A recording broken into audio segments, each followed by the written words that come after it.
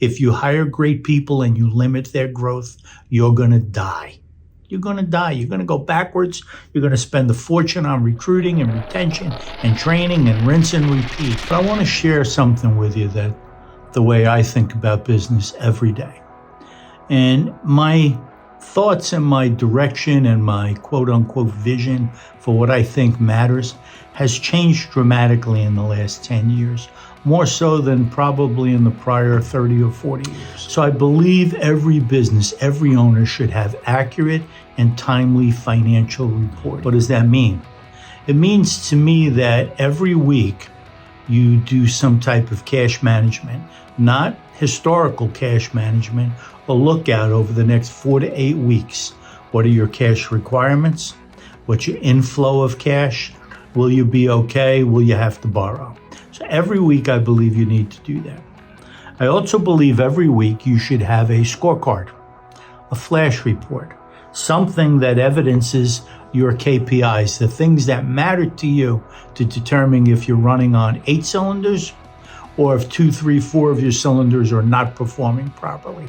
It could be measuring pipeline, could be measuring overtime, could be measuring opportunities, could be measuring.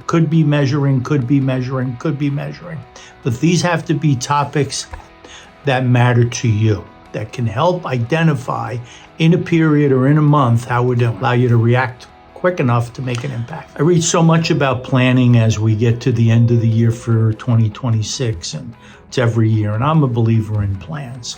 But I don't think you should make the plan into a Magna Carta. And I do believe you should incorporate your key people into making that plan. So what we've been doing lately is we don't do a 2026 plan. We do a Q1 2026 plan.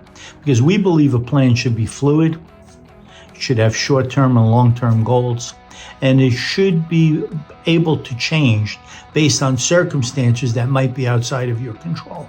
So we do a strategic 3-month plan, and it includes people, it includes capital, it includes resources, it includes geography, it includes sales development, it includes what we need our margins to be, et cetera, et cetera, et cetera. 3-month plan for 2026. I think you need to protect your margins all the time. Protect your margins all the time. Whatever your gross profit, your margins need to be to make sure you are profitable and you cover your SG&A, you need to watch them with the sharpest pencil you can find.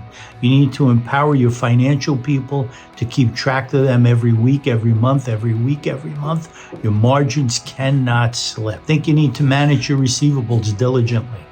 Diligently stay on your receivables. Stop doing, if I don't ship to Charlie, he's going to go buy somewhere else. Let me tell you something. You need to train your customers on how to pay you on time, right? When you go to the grocery store, you don't say to the grocery store, well, I'll be back next Wednesday to pay you for this stuff. No, manage your receivables diligently, and don't be afraid to get in your car and drive to a customer and demand your payment. If they fire you, so be it. So be it. You need to be in charge of what happens in your world. Finally, and equally as important to everything else I just said, you need to be a great teacher, mentor, provider of opportunity for all of your staff. People want opportunity. They want to do more. If you hire great people, they want to do great things. If you hire great people and you limit their growth, you're going to die. You're going to die. You're going to go backwards. You're going to spend a fortune on recruiting and retention and training and rinse and repeat. That's a terrible place to be.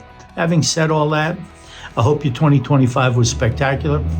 I hope your 2026 is spectacular on steroids.